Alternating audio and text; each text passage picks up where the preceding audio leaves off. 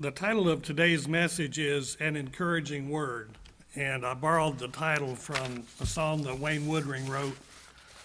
It's been about 17 years ago, and I know Wayne told a little bit of that story at my wife's funeral 2 years ago.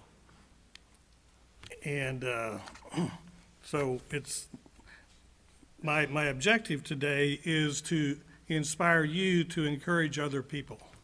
It's something we should all be aspire to do on a regular basis. People we know, family, and even people we don't know. And I wish Wayne and Joanne could have been here to play Wayne's song for you, but they're in Fort Worth this weekend. So, and I'm not going to sing it for you. Maybe you can get Wayne and Joanne to sing it later. But I've got some stories I'm going to weave into today's message about encouragement.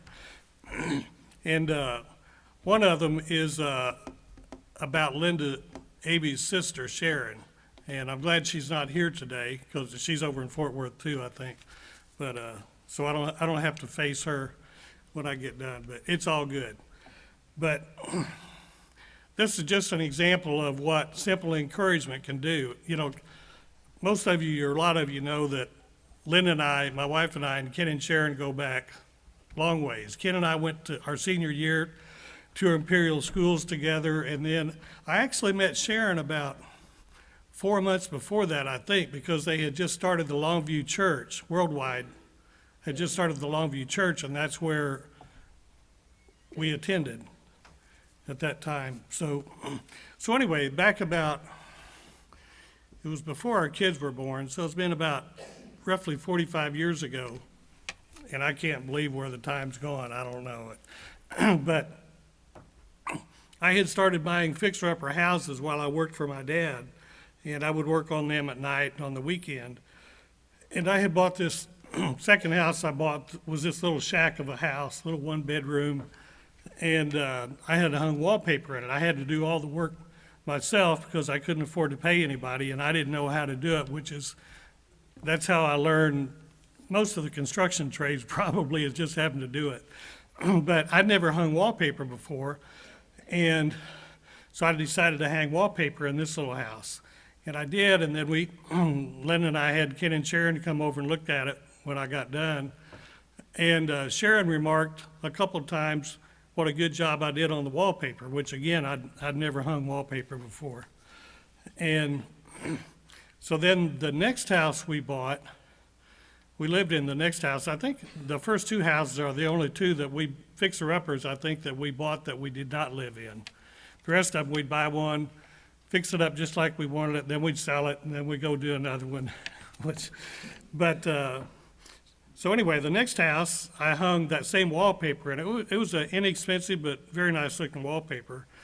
And when Ken and Sharon looked at it, Sharon made the same comment. She said actually 2 or 3 times, what a good job I did on the wallpaper. And so I was needing, because of that, because of her encouragement, I was needing some money, and I found out a guy that was building, I think, about 12 little cheap duplexes in Longview. So I went and I hung my shingle out as a wallpaper hanger, and I went and bid on hanging the wallpaper there, and I just saw Garland here. That's one trade I didn't learn is air conditioning. But anyway, I went and bid on this job on hanging the wallpaper on these duplexes, and I got the job. And I made some pretty decent money at that. And then at the time there was a company that was building 2 new apartment complexes in Longview and also one in Tyler. Each of them, I think, were about 200 units. So I'm like, well, I'll go bid on those. So I did. And I got the job on all three of those apartment complexes, hanging the wallpaper. And that all gets back. I don't know that, our lives are kind of like soup with different ingredients in the soup, from different experiences, but Sharon's encouragement was, at bare minimum, one of the main ingredients in the direction our lives took. And also, I have to say the same thing about Ken with different experiences that we had together. But, and I don't even know if wallpaper's in style right now or not, but I learned then that that's one of the best trades to do if it's in style because you're not like a framer out in the rain and the heat, you're inside. You don't have very much equipment. I got set up in business for about $50, buy you a wallpaper paste and brush and make you a little plywood table and stuff. But anyway, because of Sharon's encouragement, I made some really good money doing that, which enabled my wife and I, the best money I'd ever made. We ordered a brand new 1978 Ford Thunderbird from the factory, just like we wanted it. That was all decked out. That was a really nice car. I would still like to have another car like that. And then that was my first experience in apartment construction, which later, a few years later, led into me getting into building apartments. And the whole point of the story is you never know what just a few words of encouragement to someone else can do. And it also, our son, when he was 18, he got in his head that he wanted to build a house all by himself. He drew the plans for it, and he built it all by himself, did every bit of it with his own hands. The wiring, the plumbing, framing, everything except the sheetrock and tape bed and texture, which I told him you ought to sub that out.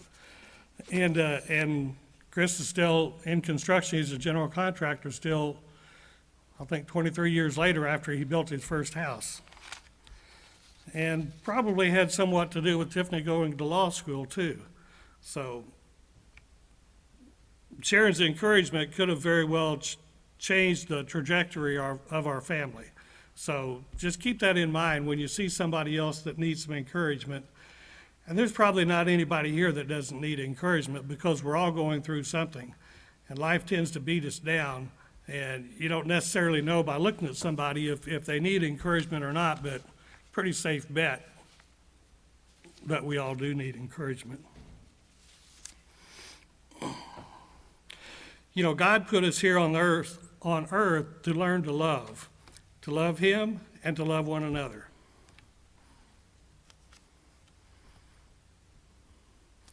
And I've found in life that I try to consciously always put people before things, because things always need attention. We live in a physical world.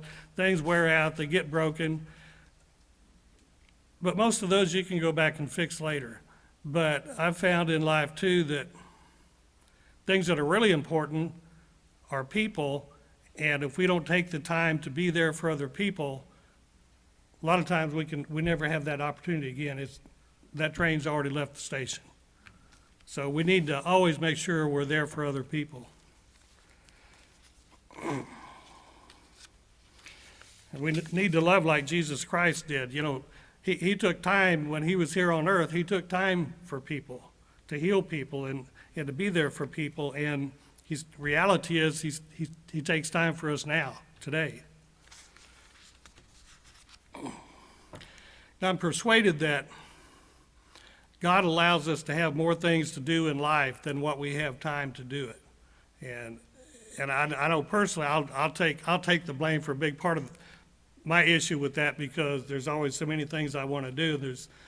I guess I've got more of an appetite for things that I want to do than I have time. But I'm also persuaded that God allows us to have more things to do than what we have time for, because he wants to see what choices that we'll make. You know, if we've got A and B is really the most important, even though we planned A first, sometimes we need to just put A on hold and do B. For example, just a made-up scenario, maybe we've got company coming over and the yard needs to be mowed. And that was the plan today, was to mow the grass. But then you find out that same day that so-and-so needs some help or some encouragement. Well, you already had this planned, and you don't want people to think bad of you because your grass is not mowed. But in reality, what we need to do is put the people first. And if we know of somebody in need or, that needs help or in need of encouragement, just let the grass go. Because, your company coming may not even notice. Or they might notice, but the most important thing is God notices. Our Heavenly Father notices when we sacrifice for one of His children. And He will repay us many times over. That's not the reason to do the right thing, is to be repaid, but it's just the right thing to do. And then God is faithful, and He does repay us. Let's turn to Proverbs chapter 11, verse 25. Just a short verse. Proverbs 11:25.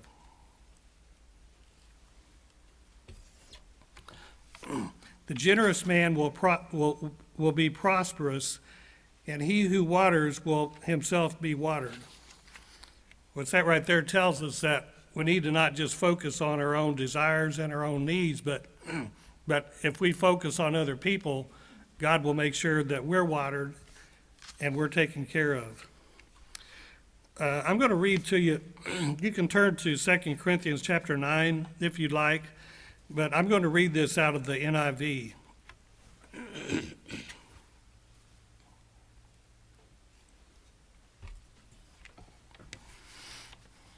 This passage is about Paul's encouragement to the Corinthians about donations they wanted to take up for the Macedonians.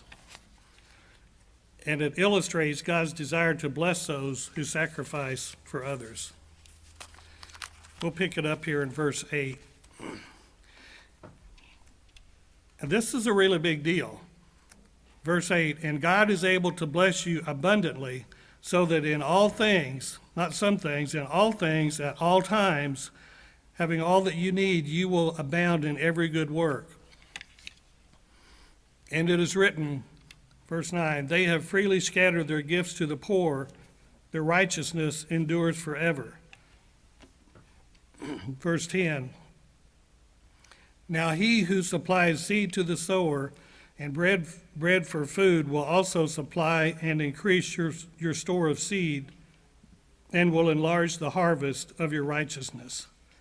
You will be enriched in every way so that you can be generous on every occasion. Through us, your generosity will result in thanksgiving to God. Verse 12, this service that you perform is not only supplying the needs of the Lord's people, but it also is overflowing in many expressions of thanks to God. So that tells us pretty clearly, again, if we just do the right thing, God will supply the need. God doesn't depend on us to do the wrong thing because His way doesn't work out, because that's not true. His way always works out if we just follow His lead. I'll refer to Proverbs chapter 22, verse 9. He who is generous will be blessed. He who gives some of his food to the poor. He who is generous will be blessed, for he gives some of his food to the poor. And then referring to time, whether or not we have the time to help someone when we have other plans. Let's turn to Luke chapter 10, verse 25. Luke chapter 10, verse 25.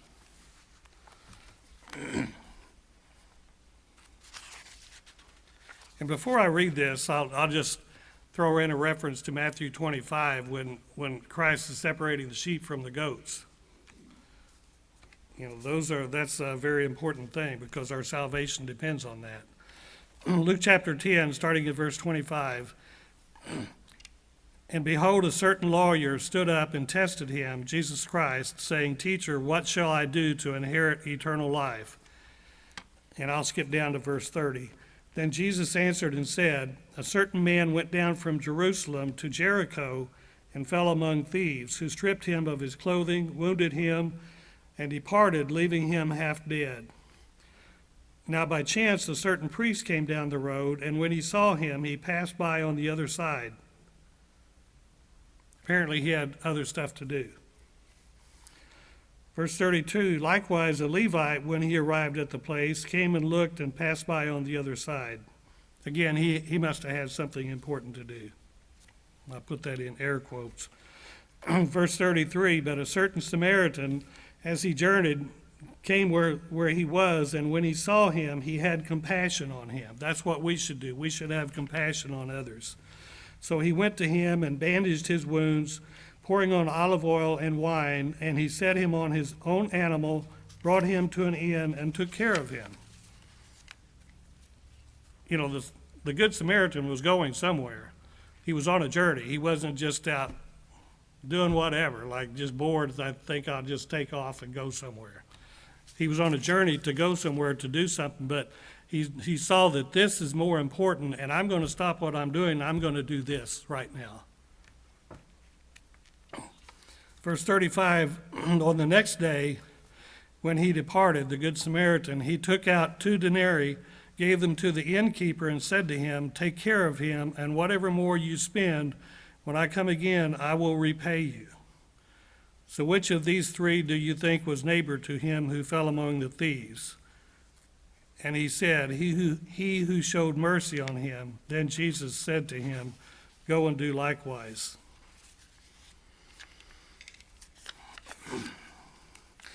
I'll give an example of that. I think about this fairly often of how faithful God is when we do the right thing.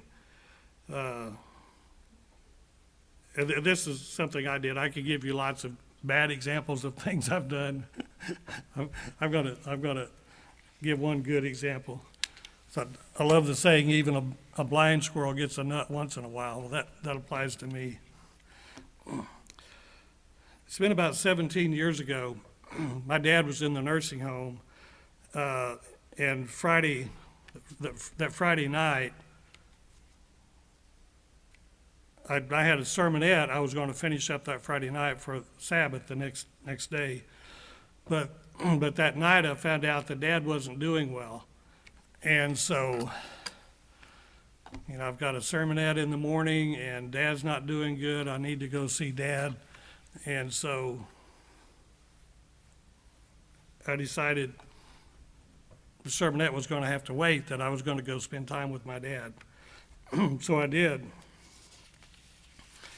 So I had to make the conscious decision. I've got these 2 options. I could not go see Dad, and nobody would know that, and then I would have my sermonette ready the next day, or I could go see Dad, and the next day everybody would know I didn't finish my sermonette. So I went with the latter, because it's just the right thing to do. How could I not go see my dad? And so I did. And when I got home, I discovered I had an email from one of the very nice ladies that attended our congregation, and I've always held her in really high regard. She sent me the ending to my sermonette. She sent me an email, and it was like the perfect ending to my sermonette. And I wasn't surprised, because I know God does that.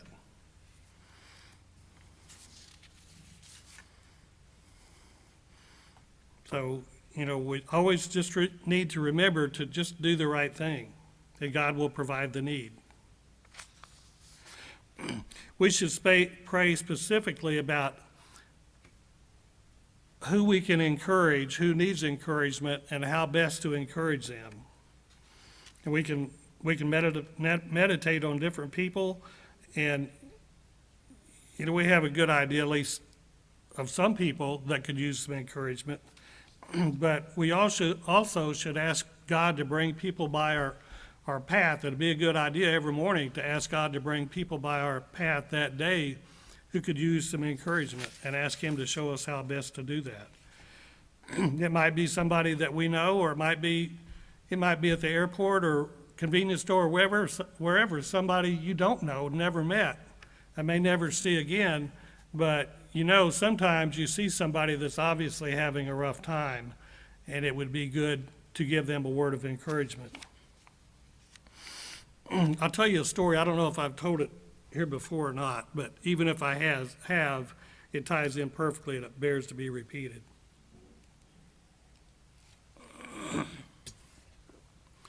This story is about a young pastor from a few years ago. He had gone somewhere to a store to buy something, and there was a long line going up to the cashier, and people in line were getting frustrated, and the cashier obviously was having a rough time, and people were complaining to her. She was just having a bad day. And so by the time this young pastor got up there to the cashier, he had compassion on her. You know, we're supposed to put on Christ, and that's what he did. He put on Christ, and you got this long line of people back here behind him complaining and upset because this cashier is taking so long. But yet, he takes the time and tells her, I can tell you're having a bad day. Is there anything that I can pray for you about? And you know, the people back here are like, boy, here we go. Now he's going to take time and pray. We're already held up enough. So he did. And she said, yes, I am having a bad day. My son is having surgery right now, and I couldn't be there, and I'm worried. I'm worried sick about him. And so this young pastor prayed for her and her son. And then, as a result of that, there was a lady in line back behind them that said, well, I'm a nurse at that same hospital. I can call my coworker and see how he's doing. So she did. And that totally changed the dynamics of everybody else there started encouraging her and seeing what they can do to help her have a better day. We need to be that person. We need to be the game changer that helps people that are having a rough time. You know, we have no idea how much just one or two words of encouragement, how much good that can do somebody. And Wayne makes reference to that in his song, An Encouraging Word. And, you know, it might require more than one or two words, and that's okay, because we've only got one thing in life to do, and that's to do the right thing all the time. So that's our mission. And, you know, sometimes it might take, instead of one or two words or 5 minutes, it might take all day, or it might take all week, or it might take 2 weeks. And we run across those situations in life. I mean, I don't think there's any of us that will not run across those situations in life. And when we run across those situations, we need to take whatever time it is, all day or all week or a couple weeks. And I'm guessing most of you have already run across those situations in life. Regarding a word of encouragement,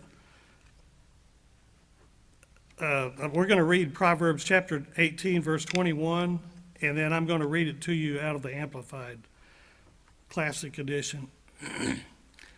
Proverbs chapter 18, verse 21, this is in the New King James. Death and life are in the power of the tongue, and those who love it will eat its fruit. In the Amplified, it clarifies it a little more. It says, death and life are in the power of the tongue, and they who indulge in it shall eat the fruit of it for death or for life. So what it's saying is, obviously, death and life are in the power of the tongue, and we will eat of the fruit of whatever it is that our tongue does, whether it's for life or for death. In Deuteronomy chapter 30, verse 19, it says, I call heaven and earth as witnesses today against you that I have set before you life and death, blessing and cursing. And God says, therefore, choose life. That's a pretty simple decision. It all gets back to doing the right thing, that both you and your descendants may live.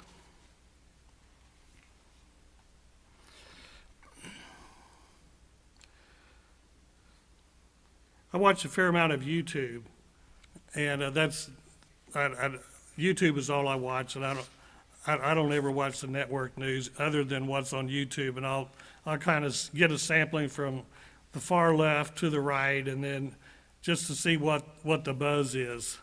But it's always disturbing on these items about the news, like it might be in Congress, or and the heading to bait you in will be like, so-and-so destroys so-and-so. Really? That's not why God created us. God did not create us to destroy each other. We're supposed to edify one another and build one another up. We're never, like you see so often on there on the clickbait to get you to click on it. It's so many times it's about destroying someone or pulverizing them or something really negative like that. You know, sometimes, on fairly rare occasions, we do have the responsibility to lovingly admonish someone, but our intent should never be to tear somebody down or to destroy someone.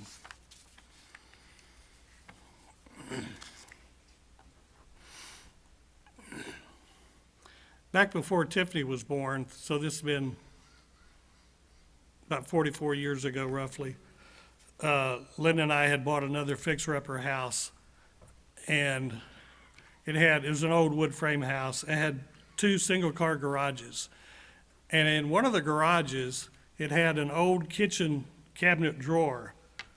They had obviously replaced the cabinets at some point before we bought the house, but this was one of the original kitchen cabinet drawers. And it was full of all kinds of hardware, nuts and bolts and you name it. And it was fascinating to me that I found that whatever I wanted, it's a pretty sure thing I could find it in that drawer if I just did like, you know, the scripture in the Bible that says, seek and you shall find. I thought about that lots of times when I was looking for something in that drawer, but that drawer also had rat poop and dead roaches in it. Well, if I wanted a 1/4-inch bolt and a nut, I could probably find it if I stayed focused on a 1/4-inch bolt and a nut to fit on it. But if I got sidetracked by the rat poop and the dead roaches, I'm not going to find the nut and the bolt. And why get sidetracked on the negative anyway? Just stay focused on the positive. And to me, that drawer, I've thought about that a lot since then. But I think to me that drawer is a metaphor for life. When we see other people, we all have good in us and we all have bad in us. But when we're interacting with other people, we should be looking for the good, not focused on the bad. We can find whichever one we want, but you know, if we want to stir around in the negative stuff in that drawer, good luck, because it's not going to get you anything, nothing positive. But we can find the positive in everybody. I used to see this guy on TV. He had a TV show. I don't know if he's still on or not. It's been years since I've seen him. And I think he called his channel the Wisdom Channel, or his show the Wisdom Show. And he did have a lot of gems of wisdom to offer, even though it seemed like it was all about money.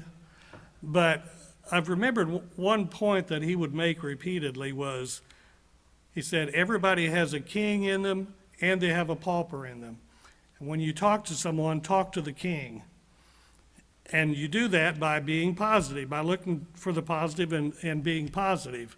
He said, or you can talk to the pauper, and that's the reaction you're going to get. So the point being, when we talk to someone, if we deal with other people, bring out the best in them. You know, if we're rude to people and talk down to them, that's probably what we're going to get back. So it's way more productive to look for the good in people.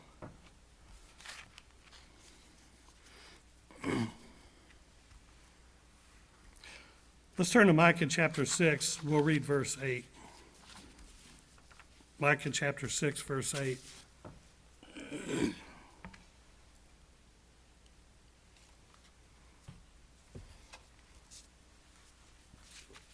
Verse 8. He has shown you, O man, what is good, and what does the Lord require of you, but to do justly, love mercy, and walk humbly before your God. And I don't remember which translation it is. I know one or more translations where it says to love mercy, elaborates on it a little bit. It describes mercy as loving kindness. And when we deal with other people, that's how we should be, as lovingly kind.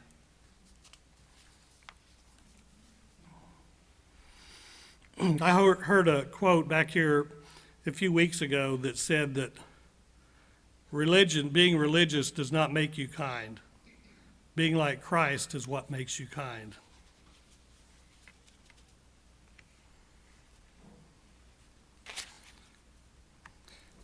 Let's turn to Proverbs chapter 11, and we'll read verse 17.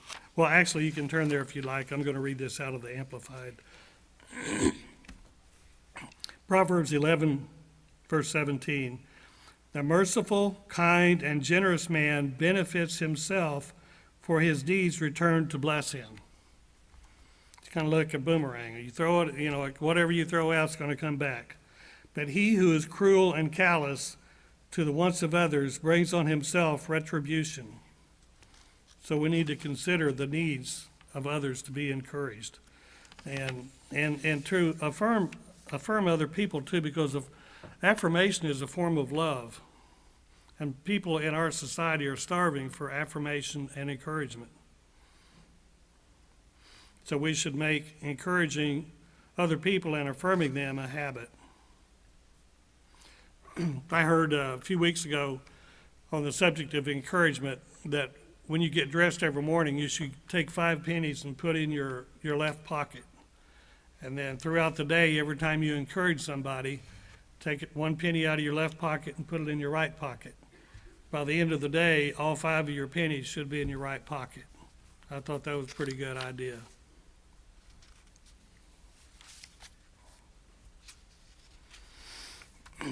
In society, it's just common practice, at least in this area of the country, probably in most areas, you go to a convenience store or wherever, and the cashier says, hi, how you doing? Or you say that, and you say fine, and nobody's listening to what the other person said. It's just a standard greeting.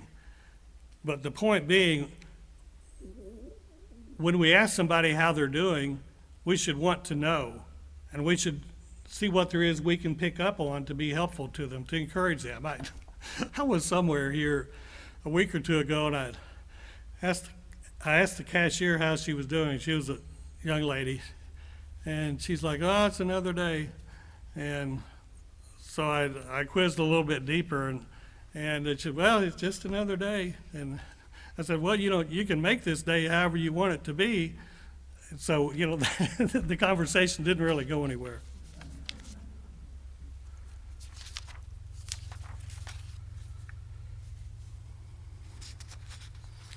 Let's turn to 1 John chapter 4, and we'll read verses 7 through 9. 1 John 4, 7 through 9. The heading in my Bible says, Knowing God Through Love. This is the New King James Version. Beloved, let us love one another, for love is of God, and everyone who loves is born of God and knows God. He who does not love does not know God. That's a pretty big deal. That's a category we don't want to be in, someone that doesn't know God. He who does not love does not know God, for God is love. In this, the love of God was manifested toward us, that God has sent his only begotten Son into the world that we might live through him.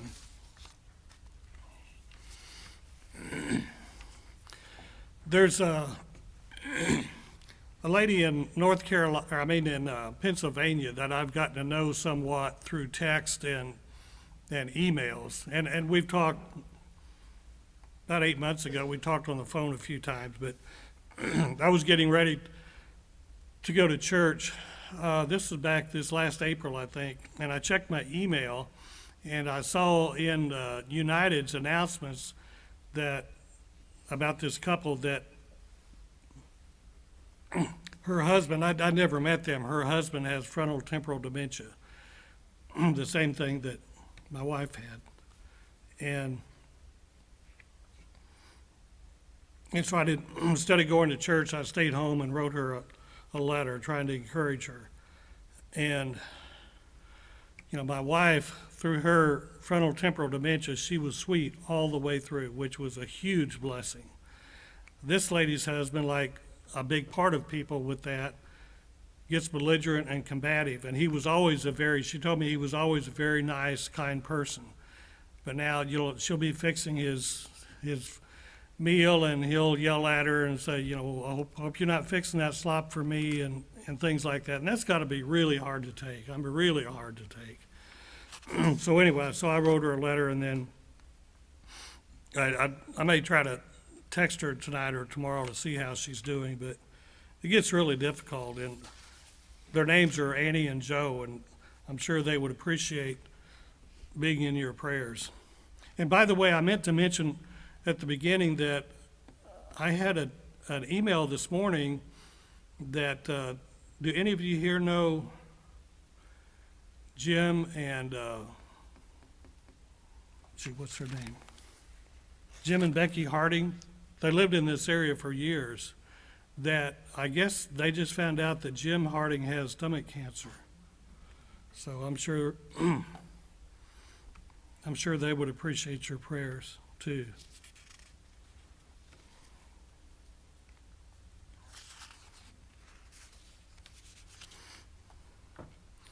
I know sometimes when I'm out and about, wherever I'm at, sometimes I don't know, I've only ever been me. I don't know if you feel this, but I suspect you probably do, where you just feel prompted by God that you need to do such and such, like you see somebody that's having a bad day or hurting. And so I try to be sensitive to that. And if I see somebody that needs some help, I try to help them or encourage them. I don't always do that, because sometimes, especially if I don't know them, it'd be like, I don't know, they may think this is kind of weird. And so I try to do that, but I don't always do it. Sometimes I fail. And when I don't do it, I'm kicking myself later because I know I should have.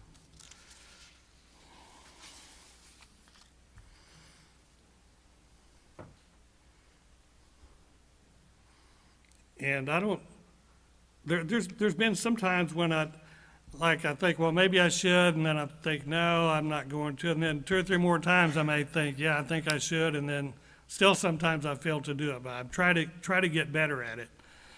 And actually, I don't remember ever trying to be helpful to somebody like that and they took it wrong, where I misjudged the situation.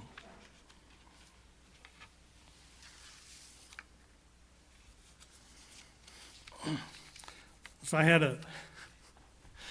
a situation here about 2.5 months ago. I was driving to the airport in Dallas to fly out and have Thanksgiving with the kids.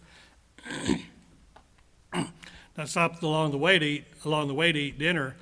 Stopped at a restaurant and I went in, and they weren't real busy at that time. So the waiter seated me in this room that had, there's only, I think maybe a couple other people in this room. The waitress seated me at this table back kind of in the corner, but back behind me there was a booth. There was this elderly lady sitting at the booth by herself. And I sat there and I ordered my food, and then I heard somebody say something, and she was sitting like right directly behind me, so it was pretty awkward to turn around. So I turned around and asked her, were you talking to me? And she said yes. And so then she said what she was going to say, and then I turned back around to my table, and then every once in a while she'd say something again, something else, and I'd turn back around awkwardly and answer her. And this happened several times, and eventually she got up from her booth and moved over to the other side, this little elderly lady. And so it was still awkward to turn around. She kept, saying things, and I'd turn around as best I could. And then I thought, when she moved to the other side, I thought, she obviously wants somebody to talk to. I'm sitting here by myself. I wouldn't mind having company either, because I eat most meals by myself now. And so I turned around and looked at her. I said, would you like to come sit over here? She goes, no, I don't think my husband would like that. I was thinking, well, I don't see him. I thought it was pretty funny. But I don't know. She might have, maybe she needed some kind of affirmation or something. I don't know. Maybe that was helpful to her. Or if not, it gave me a funny story. So.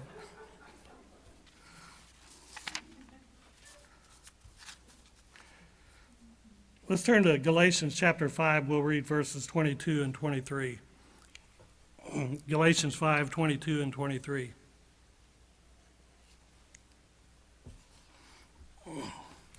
Verse 22, but the fruit of the Spirit is love, which I think encompasses these other things: love, joy, peace, long-suffering, kindness, goodness, faithfulness, gentleness, self-control. Against such there is no law. I'm going to read Proverbs chapter 3, verses 27 and 28 to you out of the Contemporary English version of the Bible. Verse 27, do all you can for everyone who deserves your help. Don't tell your neighbor to come back tomorrow if you can help today. Don't withhold good from those who deserve it when it is within your power to act. And I'm always compelled to make this statement. Back in verse 27, do all you can for everyone who deserves your help.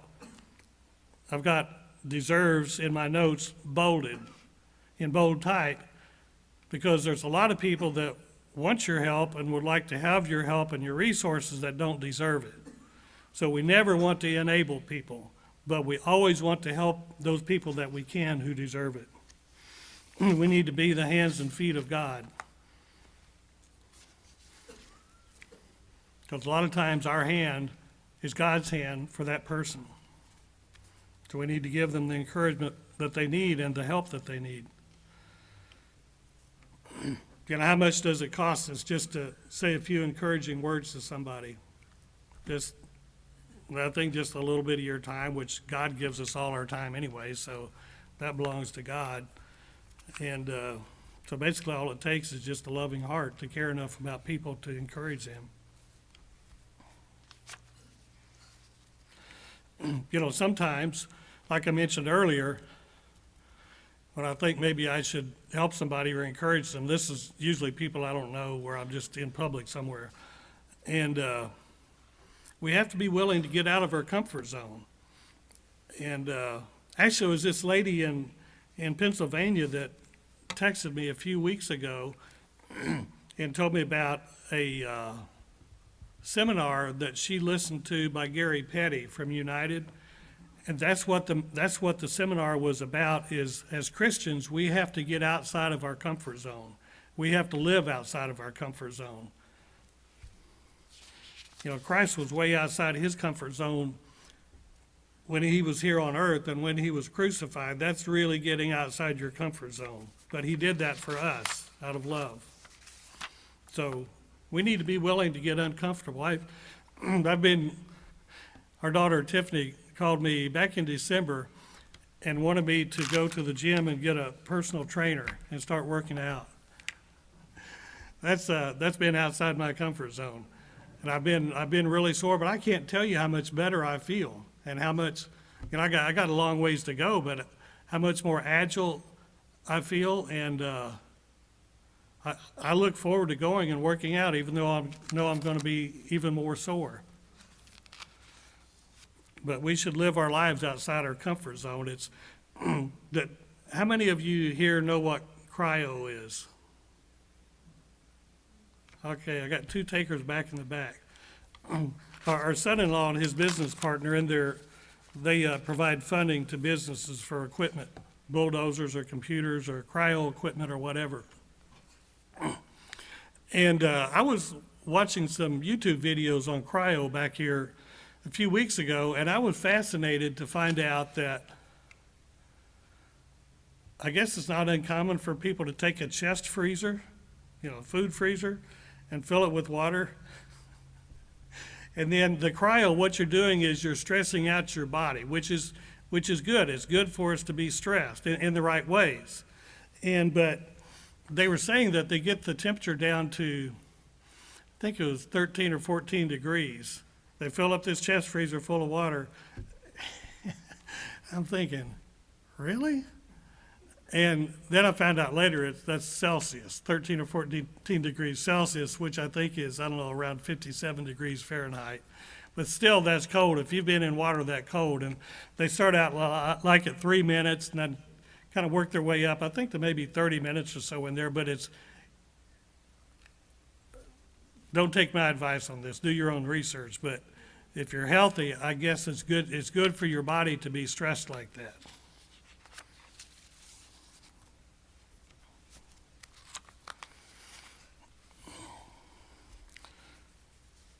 Let's turn to Philippians chapter 4, and we'll read verses 4 through 8.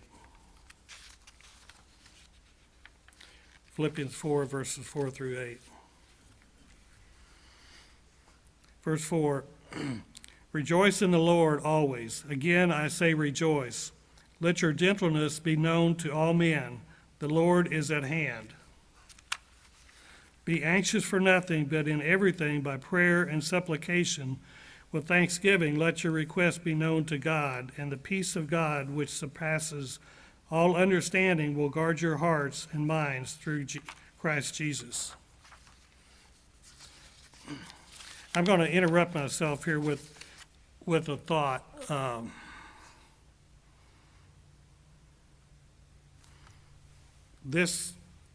What we're told to do here in Philippians 4 in these verses has been incredibly helpful to me in the loss of my wife, in that I consciously realize I've been incredibly blessed my whole life from the time I was born and still am. And yes, it's really hard losing your spouse, and I know several of you here have, so you know how hard it is. But having a lot of gratitude to God for everything that I have had, and for having been married to Linda for 47 years, at least takes the edge off of the pain. If we think on the positive like this says, and are grateful for what we have, that really helps. So I'll go back here and I'll read, start in verse 6 again. And I wanted to mention that, whenever I go somewhere to the store or whatever, and people ask me, how are you doing? My most common response is, I'm blessed. And I am. I'm incredibly blessed. But I don't want people to misunderstand that I'm not blessed. I don't want people to think I'm blessed because I lost my wife. I'm blessed in spite of having lost my wife. So if any of you have ever wondered about my response when I say I'm blessed, I am blessed. I'm very blessed. I was very blessed to have my wife for 47 years, though it's painful, but I'll get to see her again too. So back in verse 6, be anxious for nothing, but in everything by prayer and supplication with thanksgiving, let your requests be known to God. And the peace of God, which surpasses all understanding, will guard your hearts and minds through Jesus Christ.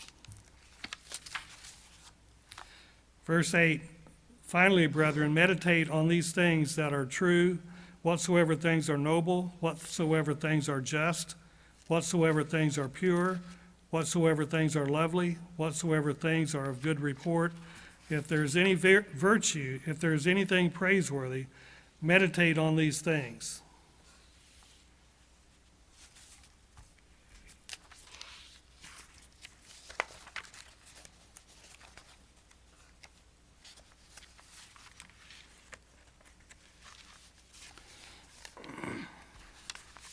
So in conclusion, I read about a church back here some time ago that they have a sign above the door where you go in, and it says, enter to worship God and leave to serve God. That's what we should all do. We come here to hear God's word. When we leave, we need to, when we go home and go our way, we need to make sure that we practice God's way. This world needs men and women of greatness, and that's you, because you have God's Spirit.